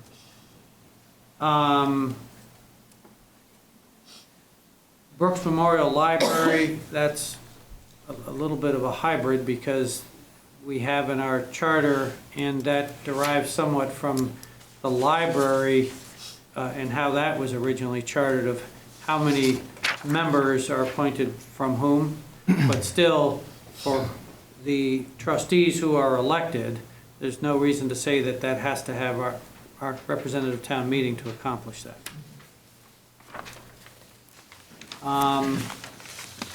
The other business, you're correct, in an open town meeting, you can certainly have that. Australian ballot, you're not going to have additional conversation on things. Consolidation of services, select board and school directors, that I don't see why you need representative town meeting for that. Good. And of course, a lot of that is going to, a lot of what you're taking out of the charter with anything with regard to schools, Yeah. of course, is a caveat to this. I think unfortunately this is one similar to capital grants review. There's archaic language that exists, but in fact we've done a fair amount of consolidation of services and interlocal agreements and things that make the provision of service more efficient. And I don't ever remember any of those going to a vote at town meeting. No. This came from the 80s. So reconsideration of ordinances is less of an issue for open meeting or Australian ballot. It's more of a distinction between the process for disapproval of an ordinance pursuant to Title 24 and our charter, which has reconsideration of ordinances by petition. And that's an interesting one. It's less of an issue with regard to open or Australian ballot town meetings. That's more a select board issue and how ordinances are adopted. And we talked about that, and in fact, that's one to bring up in terms of, in the charter right now, there is a bit of a conflict between that, which the reconsideration, which is a leftover from before the charter was amended on how to adopt ordinances. So in section, the powers of the select board, under, it's on page 10, section AA gives the board the authority to adopt ordinances, including emergency ordinances. And it used to have a provision, which is not stated here, but if you look at prior charters, where we had the first reading, second reading, and then it took effect like 21 days later. Under that old and system, you had this reconsideration of ordinances under the powers of the people, which was the ability essentially to disapprove of an ordinance. But the charter was amended to bring it in line with the adoption process as set forth in Title 24, which has the 44 days to seek a referendum to disapprove of an ordinance, and that procedure. And that doesn't require a first reading and a second reading, though Brattleboro decided to keep the first reading just as informational. The second reading is adoption, and then you have that 44-day, and it takes effect 60 days. When they made that change, which was a more recent change, the town missed going back and taking out that reconsideration of ordinances section. That may just be a footnote for another meeting to bring up, but we've had recent discussions on that. So that's one we might just get rid of. Yes. Okay. Yeah. But we can do it even if we don't get rid of it. So capital expenditures, that's one where, I don't see that we actually do that. I mean, we have a capital plan. Right. That's worked on each year by the select board. But as far as submitting those to annual representative town meeting, that's in your charter. And to my knowledge and experience, we've never really given that list or had it acted upon. Not as a warning item, it's always in the, It's in the town alongside the report. budget in the town Yeah. report. Yeah, So, and statutorily, that would be sufficient if we didn't have any language in the charter? sure, yep. So we can get rid of that.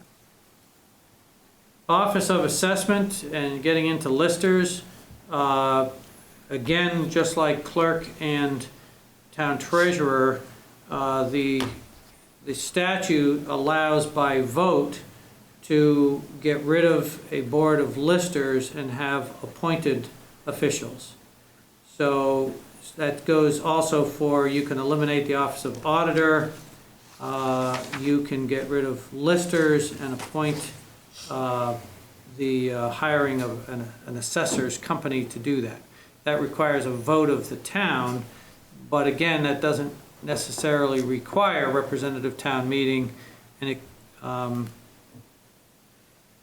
me just see if that has to be by Australian ballot.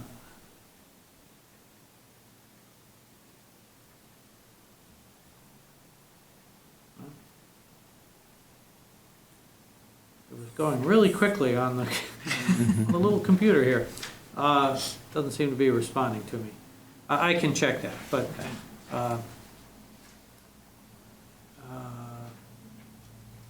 revenue and local taxes, that's in your charter. If you don't have representative town meeting, any of your levying of taxes that are authorized by the General Assembly need to be voted upon, whether that's by open meeting or by Australian ballot. It could be accomplished either way. So examples of that would be like your local option sales tax. That's been adopted in plenty of towns that don't have RTM. And then charter amendments, you can't do that in open meeting. That requires an Australian ballot under 2645 of Title 17, I believe. So that has to be either RTM or Australian ballot? Well, under the charter, under Brattleboro's charter, there are 4 ways to amend. 1 is by the statute. 2 is by the select board with the voters at large voting on it, all of this subject to legislative approval. The 3rd is by resolution at town meeting, which carries with it sort of this torturous, bring it up at one town meeting, do it at the next town meeting, and then the legislature. So we've done that for rather minor amendments, going back to pre-Hillary days with Annette Cappy, to do that, but that was a long process. It was non-controversial, but it was a long process. And the 4th is by your Charter Revision Commission. So, but in terms of the statutory provision, I believe that requires a Australian ballot vote.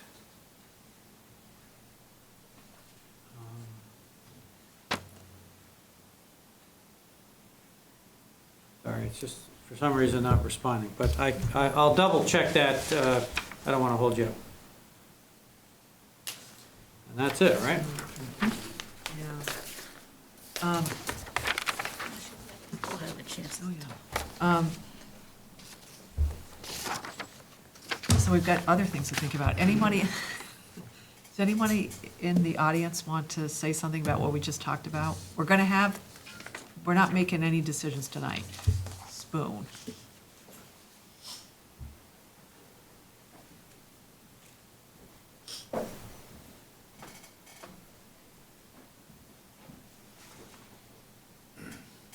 I think if you're going to try to get this accomplished before town meeting, you are going to create a storm, and you're going to spend most of the rest of your time on this one issue, And it's just, there are too many questions that have not been addressed.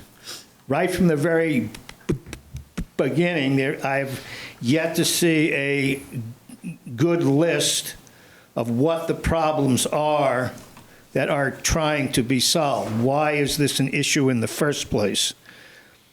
And it's, you know, Peter, you thought that a recall was a serious issue. Now you're talking about changing the entire political structure of the town on a majority vote. And I assume this is a town-wide ballot. Is that right?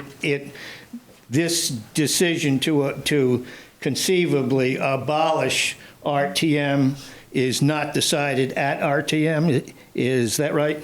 Well, I'm going to get back to you on whether you're going to do that in an advisory manner, because if you do, assuming that that's okay, and you have an advisory vote by the electorate, and it comes back to your commission and you say, well, based on that advisory vote, this commission is going to recommend the abolition of representative town meeting. Then that would go to after various hearings on it, would go to a representative town meeting to vote on that. That's what your chart, section D of your amendment section states. That's why I think I was confused about your desire to do an advisory vote. But sorry to interrupt. So I just feel like I'm thinking questions like, at an open meeting, decisions are made by a quorum, and that's the majority of those who show up. What if you have a town meeting and 38 people show up, 38 registered voters who can legally vote? So now all the decisions are made by 19 people. Well, that's a question you have to address. What about that possibility? But it goes on and on and on and on, and I feel if you're going to try to force this through before town meeting, it's going to blow up, and it's going to be a real problem. What you may consider doing is proposing this as something that would potentially start in 2026. And then allow all of the necessary forums and education and explanations and rationales to come out, and all the details. I mean, just hearing what I'm hearing tonight, there are so many details that it just feels like you're making a big mistake if you're trying to push this through this year. I think Craig had something. Hi there, Craig Miskovich, District 7. Representative town meeting is broken. I think we need to acknowledge that. I'm hoping, and maybe like Spoon, that we fix it. I think this is a great start tonight, and well, start for me. You guys have been doing it for months. Thank you. Maybe years. I have a few suggestions. One, kind of continuing from our conversation tonight, remove from representative town meeting all of the unnecessary things. Two, move from town meeting all of the things that are more appropriate to be decided by a different body, and shorten the meeting up. And the reason I say that is because I spent a few hours of my time charting the length of the meeting against the number of people who run for representative town meeting, and they are directly and inversely proportional.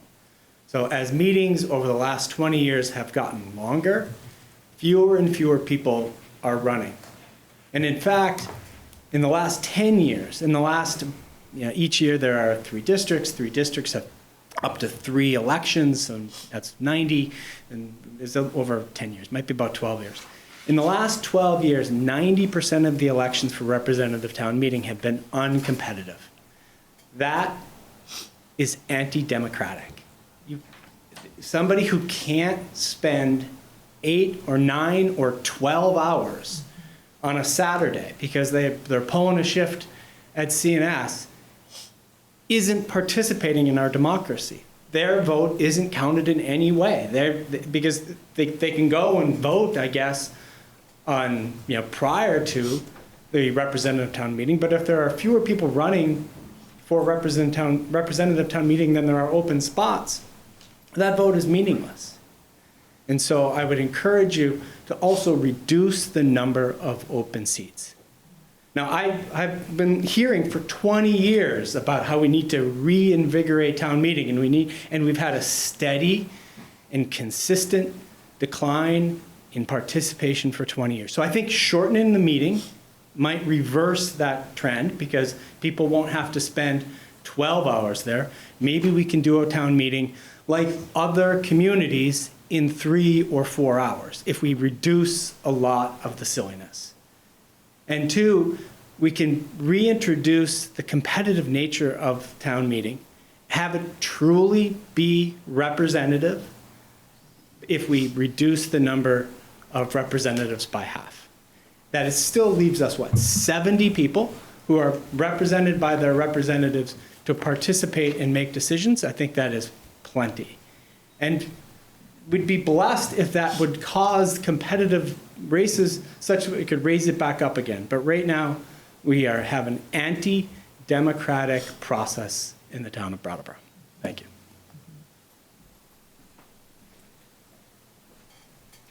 Oh, I'm sorry, George. Probably doesn't surprise you that I don't favor eliminating representative town meeting.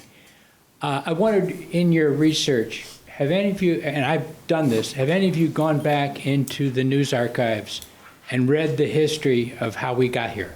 Yes. You have, okay. We did that like on one of our first meetings. Yeah. Yeah. And so I don't understand how, having read that. Well, we got there because there was no room in the room. One of the reasons is because there wasn't a room big enough to hold everybody. I mean, that's sort of what the irony of this whole thing is, to me. But there were also cases where they voted X, and 2 weeks later, a whole bunch of other people came in and voted Y, and you didn't really have a government. You had mob rule. Or democracy. Oh, Hillary. Just one thing that somebody had mentioned to me and asked me to bring up during this meeting, so I'm not speaking for myself, is the fact that the majority of people who are elected to serve on representative town meeting do so without knowing what the agenda is. And so they're doing it with the sole purpose of serving their town and making decisions with whatever comes up. They're not coming and voting with an agenda in mind. There are some, and we're seeing more and more people who come at the last minute to get appointed because there are so many open seats, and many of those people might be coming with an agenda in mind. And that's different than an open town meeting where everybody knows the agenda beforehand and they're showing up because of a specific issue that might be important to them. So I just thought that was an interesting point, and I was asked to share. So we're going to talk about this again next week. And I think Bob has helped us a lot with this. And one of the things we may want to talk about, I don't know if we want to do it next week, but it's sort of what you started, Peter, and what Craig was recommending. Are there things, there's sort of an overlay here. If we want to go through, what are the things that we might be able to take out of our, whatever we do, whether it's RTM or whatever, do we look at some of these and say, well, this can be done a different way, and we put that in the charter, doing it a different way? And sort of, I don't know if that will help us make the decision about what we want to recommend, but it could help with some of the things that people don't like about the current structure, if that makes sense. We had a list that we looked at in July of things that people said about RTM. Right. And I have a copy, and I will circulate that, and we'll have it posted so people can look at it. Yeah. I had a quick comment just Oh, for yeah. context. So we wouldn't expect that y'all would come every time. Much of our work has been Boring. in the weeds, let's say. I do think that the months ahead of us are going to be more the meat and potatoes. We've done a lot of research. We've given a fair amount of preliminary consideration, and we're getting to where we're going to be making some decisions. And it's good to see at least some participation. Yeah. Some of you have been showing up more often than others. I say that as preface to, we've spent a fair amount of time alone in this room with one or two people online. And so I feel it's particularly based on some of the way in which the dialogue tonight has seemed to, I'm going to say it has sounded to me as though there's an assumption that we're actually out after RTM. And I just want to make really clear that this panel is not coming out after RTM. We're not, like looking for the reasons we would cite to do it differently. We do feel compelled to look really thoroughly at this question because for years now, I'll say, just my own personal experience. I was away from Brattleboro for a very long time. When I left, RTM was like a very highly respected thing. And I came back and became part of town government, and questions were being asked about whether it had outlived its usefulness. And then I experienced why people were frustrated. And so I think that there's a fundamental question about whether or not it is still the right way for us to operate. And if it is, it's begging for a thorough review of how we might improve it rather than just keep it. And that's what we're working our way, maybe a little too slowly for some people's taste, maybe with the risk that it might go away, and some people really want to make sure it's saved, and so let's not go down this path. But that's what we're about in this effort, is working really hard to assess whether or not there's a better way than RTM versus the potential that we might instead try to create a better RTM. We're not anywhere near making a decision about that. What we're trying to get to as a preliminary outcome of that discussion is the possibility of putting this question out in front of the community, because we have heard so much negative feedback about RTM that it feels important that if we are going to give any serious consideration to switching back to open town meeting, that we hear from the community before we make such a recommendation. That's what this evening has been intended to be about.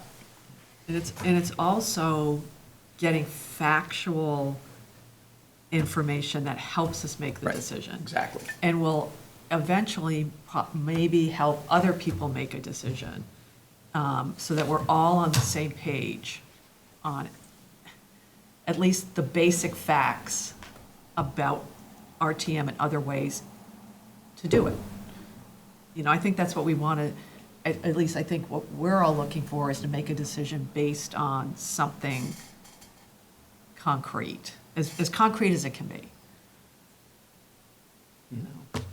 So we'll continue this discussion next week at this very same time. Oh, Millicent. I'll just figure out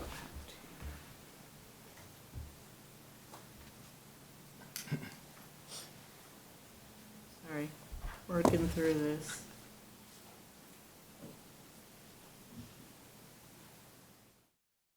Okay, hi. Hi, I heavily lean towards keeping RTM, but one of the things that's, I'm thinking about what Craig just said about increasing competitiveness, which I think is an interesting idea. One of the things that's troubled me or bothered me is the difficulty of the lack of, I think the lack of accountability. Like, how does one assess whether a representative is doing a good job by the public? How do people even know what the representative, an individual representative is doing by which to make that decision. So I don't have a suggestion yet, but I feel like that's missing. And I would, so that's, yeah. To be represented, yeah, how do we know? How is a member of the public going to know whether the number is half of what it is or the number that it currently is or some other number? How is the public going to know? What are the tools that people will have to be able to assess whether somebody's doing a good job of representing them? Yeah. Thanks, That's it. Melissa. It's a good question. All right, so we're going to continue this discussion. Oh, I'm sorry, George. Just to, not answer, but respond to Millicent. Back in the day when it was competitive, I don't know if you remember, we published an article shortly before election with the attendance records of town meeting members. There's some interesting reactions. Yeah. That's an interesting idea. Okay, so we're going to meet again a week from today at 6:15, and we'll continue our RTM discussion. And thanks for everybody coming. We appreciate it.